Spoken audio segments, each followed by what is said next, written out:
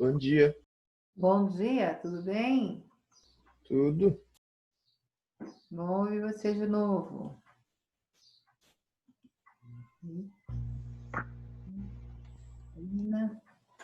Todo mundo chegando aí. Descansaram um pouquinho nessa semana? Sim, Se sentiram melhor? bem, Estava esgotado, né, pô? Todo dia, essa rotina cansa demais, né? É um pois é. trabalho árduo, né? Estudar, dar aula é algo que cansa realmente. O estudar é desgastante.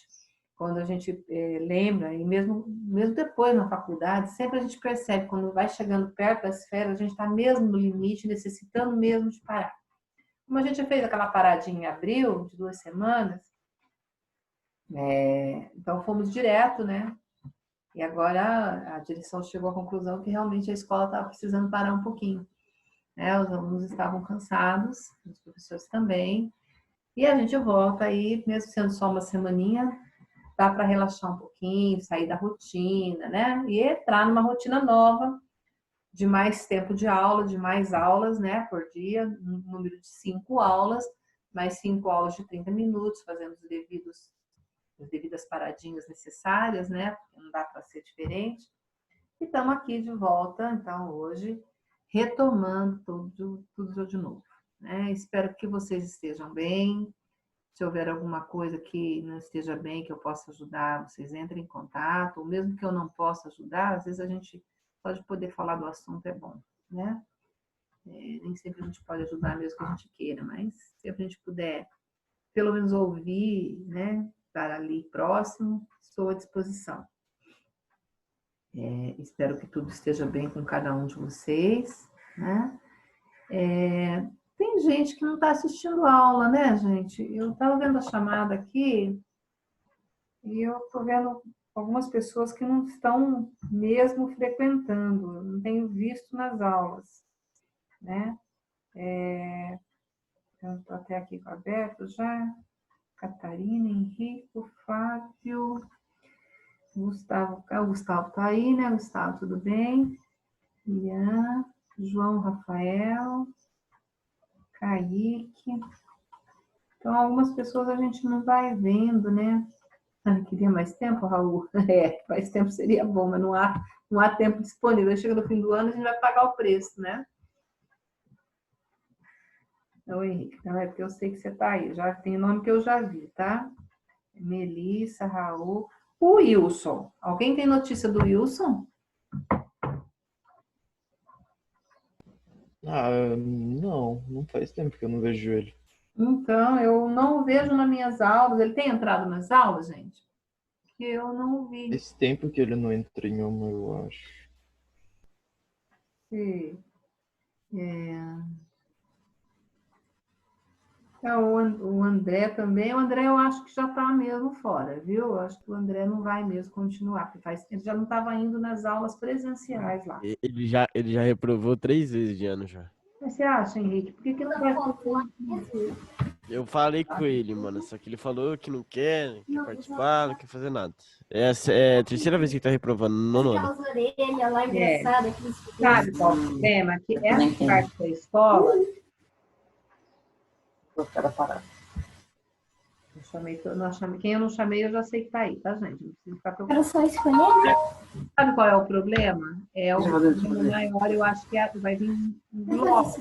Essa parte da escola que vocês estão fazendo, deixa o microfone, pessoal. Essa etapa é a O etapa Lucas tá com o microfone aberto.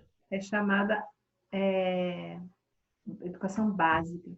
A educação básica, que compreende desde a educação infantil até o terceiro ano médio, é chamada básica porque todo mundo tem que ter. Foi o tempo lá do meu pai, da minha mãe, não, nem o meu não era assim, do meu pai e da minha mãe, as pessoas tinham que ter, tinha o primário lá incompleto até o quarto ano, que era até quinto, depois foi até o quarto só, tinha gente que só tinha os 3 primeiros anos, os 2 primeiros anos, e ainda trabalhavam ali de vendedor de loja, vendedor lojista, né? Ainda trabalhava como representante comercial, aí vendendo pelas estradas, chamava vendedor, né? Mas era representante comercial. Hoje, o ensino médio é nada. Você tem que ter ele de qualquer forma, tá? Então, qualquer coisa que você vai trabalhar, tem que ter tido a conclusão do ensino médio. Vai trabalhar de call center, concluiu o ensino médio? Senão, não trabalha. Né? Então, é a básica, porque a básica ampliou, ela vai até o terceiro ano médio. As pessoas têm que ter o terceiro ano médio para conseguir uma colocaçãozinha mais simples, que seja, mas conseguir. E há pessoas que realmente elas não gostam de jeito nenhum, não toleram, mas elas têm necessidade daquilo. Então, de alguma maneira, ele vai ter que fazer isso aí. Tá? Ele vai ter que fazer esse fundamental. Eu acho que ele está perdendo muito tempo, porque ele não é um menino bobo, ele tem condições de estudar numa escola particular, gente. Então, faz aquilo que tem que ser feito rapidinho para sair disso. Porque quando você quer se livrar de uma situação, você termina com a tua obrigação nela. A obrigação é fazer isso aí, então faça. Acabou isso, olha, não quero mais, tá? Agora eu vou ver o que eu vou fazer, o que eu quero aprender e acabou. Hoje, ter um curso superior é quase que uma obrigação, até para ter colocação, empregos, etc. Seja, mesmo que não seja na área que você estudou, mas você tem que mostrar que você estudou. Agora, independente disso, também a gente tem cursos técnicos, tem coisas que você aprende, porque de toda maneira você tem que ser profissional. Mesmo que seja um profissional da área técnica e que às vezes vai fazer uma carreira linda, beleza. Meus aluninhos que eu tinha na área rural, eles estudavam ali, mas o mundo deles era o sítio, a fazenda, a chácara, o lugar em que eles viviam e que produziam. Então, eles entendiam, meninada lá de 10, 11 anos, sabia plantar, sabia quanto que colhia, por que não colhia, quando chovia, o que acontecia, se não chovesse, e o sol, quanto que precisa, tudo, eles sabiam tudo. Mas só isso não bastava. Por que os pais põem na escola e querem que vá? Porque querem que ele aprenda além disso. Então eu explicava para eles, olha, vocês gostam mais de estar lá na labuta da terra do que de estar aqui na escola, com certeza. Eles adoravam aquela vida deles no campo, trabalhando sempre. Um menininho de 10 anos já comandava um trator, já fazia tudo. Ele não ficava brincando de trator, ficava trabalhando mesmo. E o serviço de roça é pesado, né? Mas eles tinham que estar ali. Eu dizia, você tem que estar aqui para você aprender e ninguém te passar para trás das suas coisas. Você aprender sobre isso, ler sobre isso, saber onde procurar o conhecimento disso, para que ninguém te engane. Então, é a mesma coisa que eu digo para vocês. A básica tem que fazer. Então, faz o básico e depois defina. Olha, eu não quero fazer essa faculdade, mas eu quero fazer tal coisa. Então, vai lá aprender sobre aquilo. Porque toda a necessidade vai trazendo a vontade, entendeu? Eu tenho pessoas de minha família que não queriam, nossa, se enroscou lá na quinta série, Jesus, aquela época era a quinta série, né? Ficou lá naquela quinta série bendita, não ia para sexta, sétima, oitava, e não ia, não quero. Tinha lá idade escolar, passou da idade escolar, uns 3 anos, não quis, vou trabalhar. Aí foi trabalhar de entregador de farmácia, né? Que é o começo mesmo, é simples, mesmo que esteja estudando. Foi trabalhar como entregador de farmácia, foi trabalhar numa outra empresa de contínuo, de office boy, foi fazer um trabalho bem simples numa empresa, descobriu o que ele queria. Era aquilo. Nossa, eu quero fazer isso. Aí o patrão dele falou, você gosta? Eu acho o máximo, então você vai estudar. Se você não estudar, você não tem vaga aqui não. Mas se você for estudar, aqui dentro você vai se colocar. E foi assim, ele está lá até hoje. Aí ele teve uma leucemia, infelizmente, ficou doente, sarou, teve um transplante de medula, continua trabalhando na mesma empresa. Então, esse trabalhar requer melhorar. Vai ser sempre a mesma coisa, tá? Você vai ser sempre o cuidador das vassouras. É humilhante isso? De jeito nenhum. É digno. É um trabalho, se é trabalho, é digno. Agora, você vai querer ser só isso, você não vai querer nunca melhorar, nem saber o que está escrito naquele papel e entender. Vou lá ler, não entendi nada que está escrito lá. Mas é daí que vem a melhora no seu conhecimento. Você mesmo tem que gostar de você e do que você conhece, né? Então, de repente, falta isso nesses meninos que não querem fazer a básica. Faz a básica. O meu primo teve que fazer. Tem que estudar. Teve que, então, daí voltar para o supletivo, aí trabalhar e estudar, porque quando ele fazia, ele podia só estudar. Aí trabalhou e estudou, aí fez tudo no supletivo, prestou o vestibular, fez a faculdade e fez pós-graduação. Que aí ele teve que fazer, né? Então tem que ver, vai ter um momento que vocês vão precisar. Bom, o Wilson, eu estou preocupada mesmo com ele sobre ele não participar, porque ele era um menino bem participativo e ele estava gostando bastante da escola, tinha se adaptado já com vocês.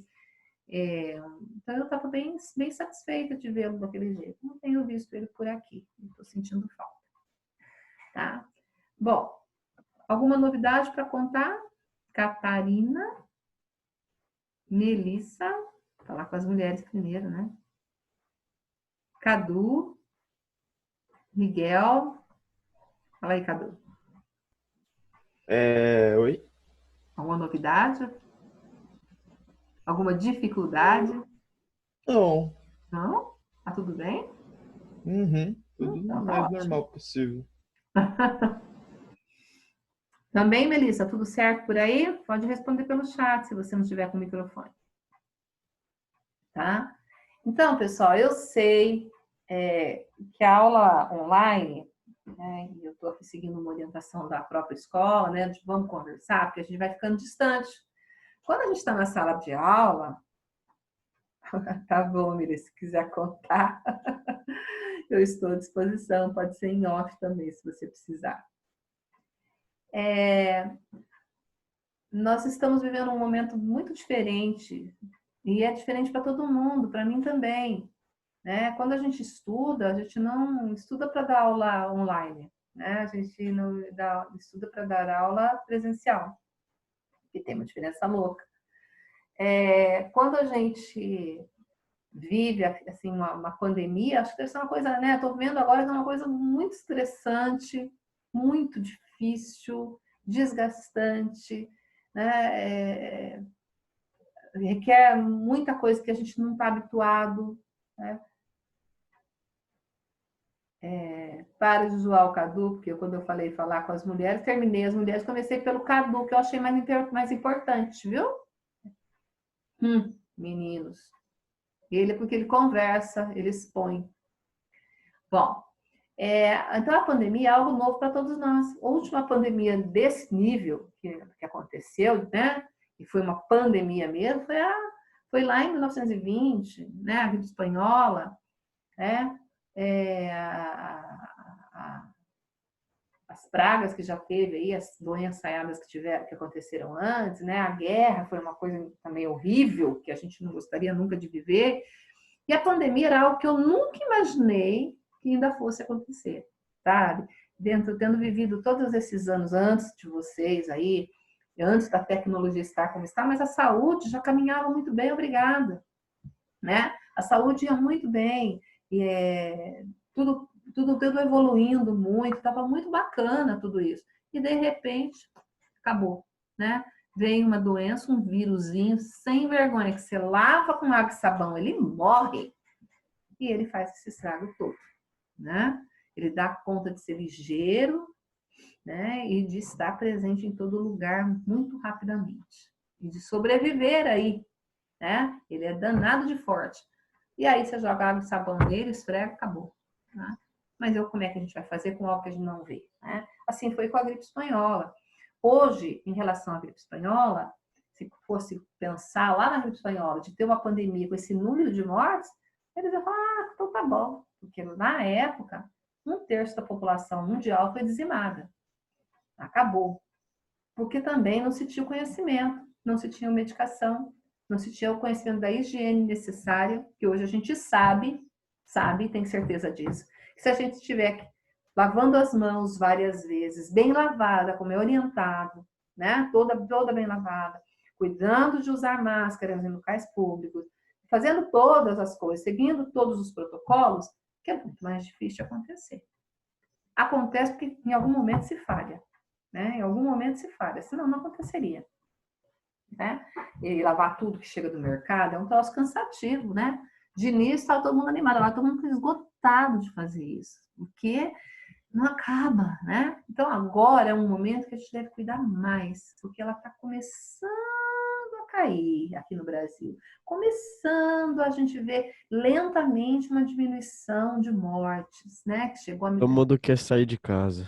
Todo mundo quer sair de casa, Henrique. E aí quer sair tudo de uma vez, né? Então a gente tem que se cuidar nisso, viu?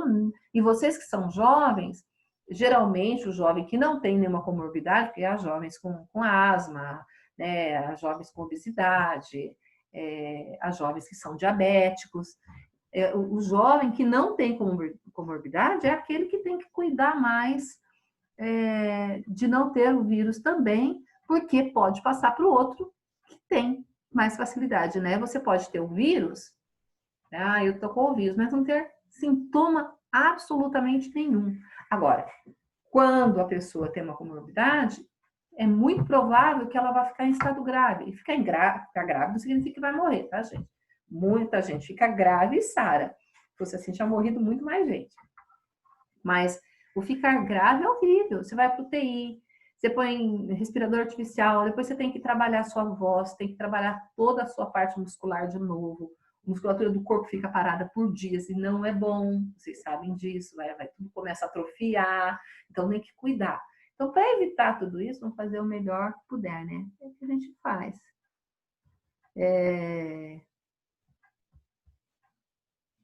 Quando começa a cair um pouquinho, o povo se junta mesmo e quer fazer um revestrez na coisa, né? Vamos ter paciência, vamos ter inteligência, né? Eu me resguardo e tenho que sair, tenho que ir ao mercado, à farmácia, tem lugares que eu sou obrigada a estar. Tive que ontem, por exemplo, fui fazer uns exames, no nosso consultório, laboratório que eu fui estava lotado. Então eu busquei ficar mais perto da porta, eu estava de máscara, eu estava de mãos limpas, eu passei álcool gel várias vezes, eu não coloquei a mão no rosto, eu não conversei de perto com ninguém. E o médico que me atendeu, que fez os exames, fez um exame cardíaco, estava de máscara. Então, pessoal, a gente tem que cuidar mesmo. Eu tenho que ir? Eu tenho. Então, eu vou da melhor maneira possível, sabe? Eu sou muito cuidadosa com essa questão da mão no rosto, tá? Agora eu tô aqui, dentro da minha casa, só eu aqui. Então, tô à vontade. Mas eu não gosto de aglomeração, não. Nem minha família faz aglomeração. Nós somos muitos, né? Mas a gente não se junta, porque não dá. Quando a gente se junta, dá pelo menos 15. Então, a gente não pode juntar. Bom, vamos para nosso conteúdo. O que nós temos para ver? A gente estava lá na página 115. Nós tínhamos feito a leitura em conjunto aqui, eu li com vocês, né? Vocês acompanhando aí, eu de cá lendo, do texto sobre esse filme que a gente viu, o ano em que meus pais saíram de férias, né? E dá uma ideia, essas férias aí, né? Dá uma ideia de coisa boa, né? E quando a gente começa a ler, a gente lê uma parte só, claro, mas a gente vê que foi bem em algumas férias, né? Que eles tiveram. Era um momento da ditadura militar, né? Anos 70, final dos anos 60 e até no final do meado dos anos 60 para cá, até o início, o meado dos anos 80, 85, no caso, exatamente, foi a plena ditadura, né? E os anos 68 até 76, 77 foram os piores anos, né? Os ditadores mais firmes, generais mais exigentes, mais severos que nós tivemos, né? É um assunto interessante, principalmente para quem não viveu isso aí. Eu posso dizer que eu nasci no ano do golpe militar e eu vivi a ditadura toda. Porém, muito dela na minha infância. Então, eu não participei disso porque meus pais não faziam parte do grupo de pessoas que lutavam por isso. Até porque dentro da santa ignorância dos meus pais, meu pai trabalhava, minha mãe, e ninguém se envolvia com a política ou defendia suas ideias, porque sua profissão, a profissão do meu pai, ele era torneiro mecânico industrial, né?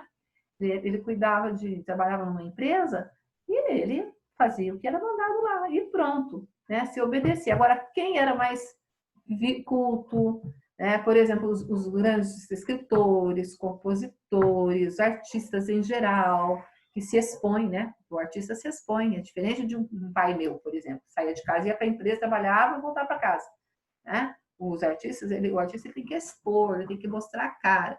E naquela época, podia mostrar muito pouco, podia aparecer pouco. E quando aparecia, não podia falar quase nada, porque tudo que fosse falado, que se imaginasse que pudesse ter alguma relação, alguma crítica ao governo, já era punido. mesmo que não fosse, mesmo que aquilo pudesse até dar a se entender, mas não era. Estou falando de tal coisa, não, está ofendendo o governo. Então, era muito, muito, muito massacrado quem tinha, né? Era uma época difícil.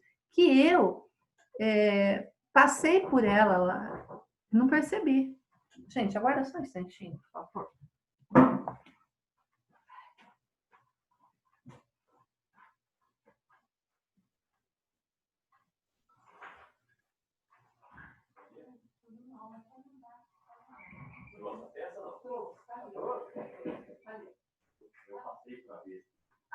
Eu vou continuar minha aula por favor.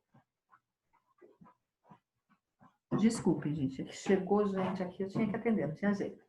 Estava até aguardando que chegasse essa pessoa. Bom, então, pessoal, era um momento difícil. E eu passei por isso sem viver intensamente. Quando eu fui perceber muito a coisa já, aí eu tinha noção bastante, porque na escola não podia falar, tá? O senhor não podia tocar nesse assunto. E quando a gente começou a poder entender, a falar alguma coisinha... Eu volto depois do almoço montar. Tá certo. Começou a falar alguma coisinha sobre isso, já na década...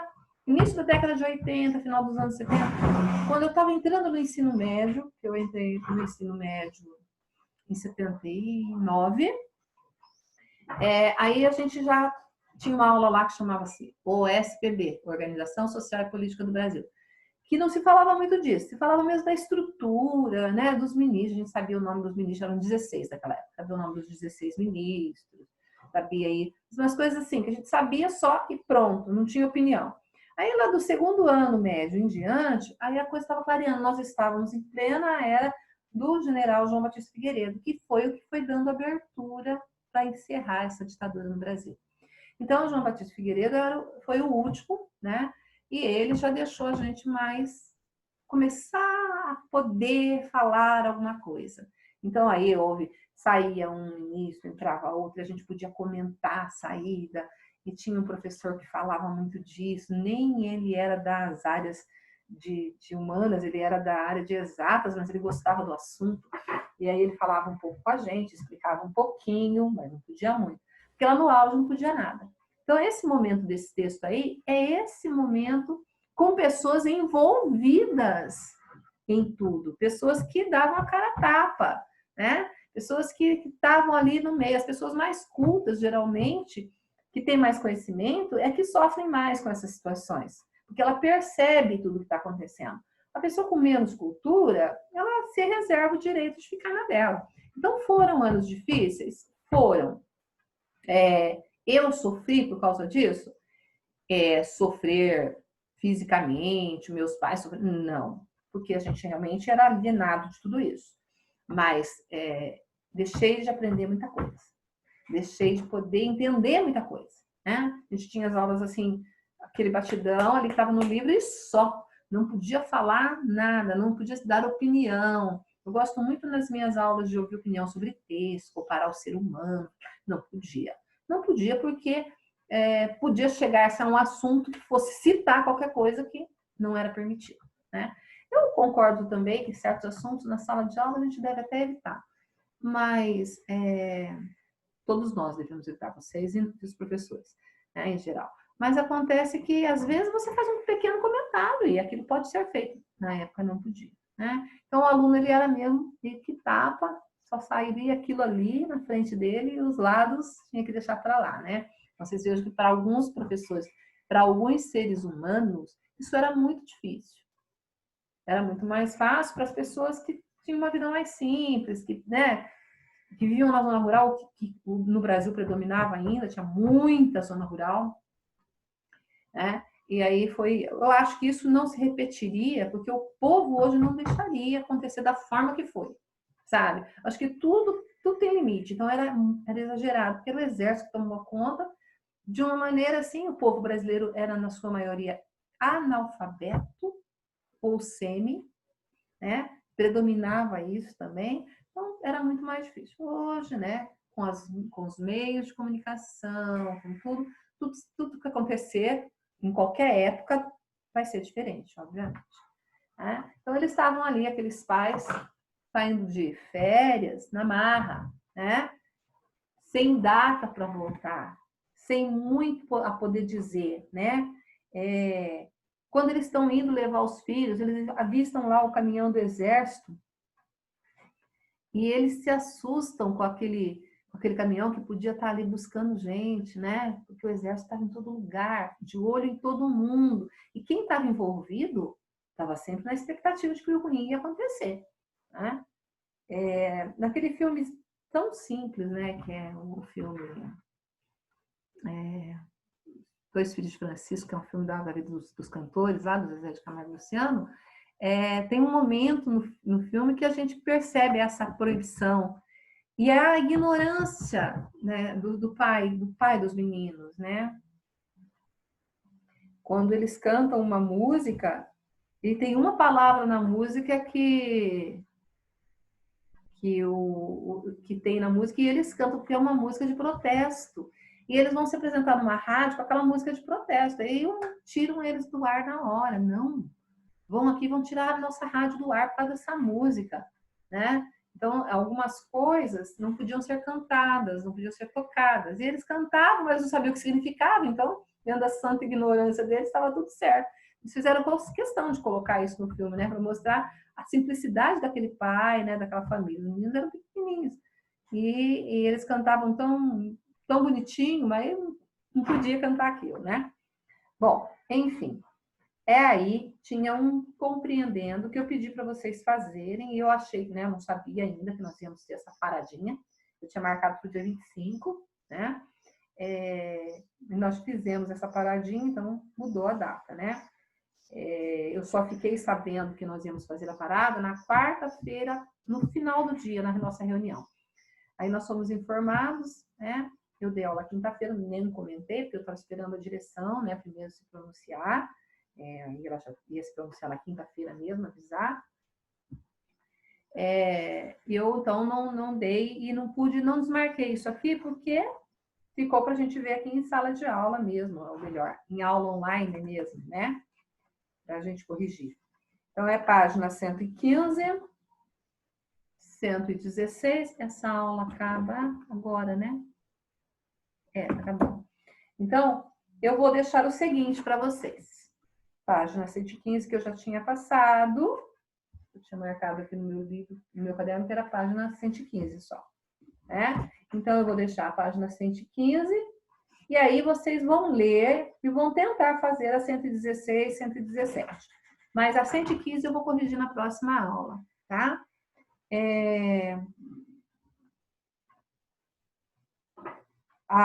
Esse título, O Ano em que Meus Pais Saíram de Férias, que faz referência aos anos 70, lá no início da década de 70, esse férias aí que é uma expressão que a gente chama de eufemismo, porque é o abrandamento. Então, vamos entender que eufemismo é uma figura de linguagem que é empregada para abrandar, minimizar, tá? Tirar o impacto de alguma expressão pesada. Por exemplo, ao invés de dizer o Dom Leoni morreu, faleceu, você pode dizer fez a passagem, foi para o céu. Então, você está dando um abrandamento naquela palavra que é pesada de ouvir. Aquela mulher, ela rouba de todo mundo. Aí, pode colocar, ela se apropria de coisas indevidas, tá? Se apropria de coisas dos outros. Então, abranda, né? Ai, como ela é horrorosa. Ela é muito desprovida de beleza. Então, dá um abrandamento. Desprovida de beleza é mais suave que horrorosa, tá? Então, é isso que a gente chama de eufemismo, tá? Então, aí na página 115, fala sobre o eufemismo, né? Ele suaviza uma ideia, né, que é desagradável, principalmente as desagradáveis, né? Para dizer alguma coisa que seja muito pesada, ou que nós consideremos muito pesada, tá? Com relação à década de 70, eu gostaria que vocês, sobre a ditadura, conversassem com alguém que viveu esse momento. Pessoas que passaram por esse momento e que tenham entendido o que aconteceu. Porque eu, por exemplo, na época não entendi nada, eu vim entender depois, tá? Mas o desfile de 7 de setembro, que era obrigatório, as salas de aula que são todas enfileiradas, como nós somos até hoje, que vem da ditadura, que vem do exército, né? A disciplina que tinha que ter, os cuidados, os programas de televisão que eram todos proibidos, só para poder passar, tinha que passar pela censura. E a censura, às vezes, colocava no ar naquele horário e escrevia censurado, não passava. Tá? Tinha que estar censura tantos anos, todo mundo, tudo era colocado ali, mostrado, aparecia, cada programa que ia começar, na tela aparecia o documento que podia ser passado para o programa, sabe? De programas serem tirados do ar por causa do que falavam, né? Pessoas polêmicas, por exemplo, como Hebe Camargo, que era bem polêmica, né? Flávio Cavalcante era um apresentador de televisão, que também era muito polêmico, ele era um homem muito sério, muito bravo, sabe? E bastante polêmico. Os jornalistas, né? A gente parte aí de alguns brasileiros, como o ex-presidente Fernando Henrique, que foi exilado. Vamos falar de cantores, músicos, Chico Buarque, o próprio Caetano Veloso teve exílio, tá? Foi exilado e recebeu asilo político em outro país, né? Então, eles tinham que ir embora daqui. Então, as pessoas que eram muito famosas e conhecidas, geralmente eram convidadas a se retirar. Vou falar um eufemismo, né? Não mandadas embora, convidadas a se retirar do país. E eles iam morar em outro lugar. E depois, foram voltando ali. Então, na época do João Batista Figueiredo, já estavam de volta ao Brasil, que foi a abertura, foi aceitar as pessoas de volta. Porque as músicas eram protestos, mesmo que discretos. A palavra cálice, né? Pai, afasta de mim esse cálice do Chico Buarque, é um protesto. Se vocês ouvirem a música pensando nessa parte política, vocês vão entender, né? E quando o Caetano foi embora, o Roberto Carlos, que era totalmente alienado, ele não participava disso, a Jovem Guarda nunca foi proibida, porque cantavam só coisinhas banais, assim, que não envolvessem nada de protesto, de sério. Mas quando o Caetano foi embora, o Roberto fez a música Debaixo dos Caracóis dos Seus Cabelos, que foi em homenagem, ele fez essa música para o Caetano, que tinha os cabelinhos longos e encaracolados, né, e estava exilado. Né? Então, fala, Debaixo dos Caracóis dos Seus Cabelos, um soluço e a vontade de ficar mais um instante, né? Mas tinha que ir embora, teve que ir embora. Então, muita gente foi exilada, muita gente, tá? E quem não morreu, sumiu, nunca mais se teve. A Suzu Ângel mesmo, nunca mais viu o filho dela. Morreu sem ter notícia dele, tá? Então, eu gostaria que vocês conversassem aí com pessoas que viveram e que sabem contar histórias dessa época. Mesmo que não tenham passado por nada disso, mas sabem contar histórias, tá bom? Então, gente, é isso hoje, chamadinha, e vamos embora. Foi mais um bem-vindo para vocês. Então, vou lá. Ana Júlia tá aí, Carlos tá aí, Caê, Cadu, Catarina tá aí, Henrico. Henrico não tá, né? Flávio.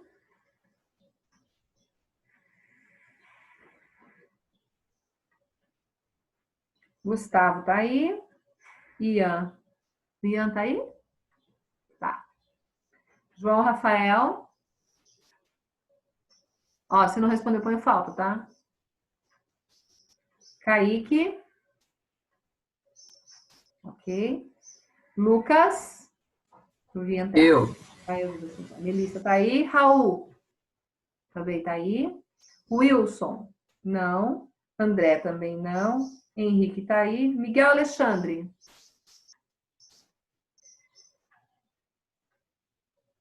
Miguel Augusto.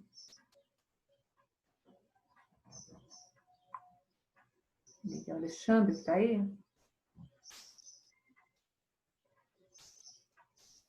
Ok, gente. Um beijo para vocês. Façam essa atividade se vocês ainda não fizeram, da página 115, e façam essa pesquisa com as pessoas. É um assunto bem rico, bem interessante, que sempre vai estar em pauta, tá? Grande beijo, fique bem. Cuidem-se. Tchau. Tchau.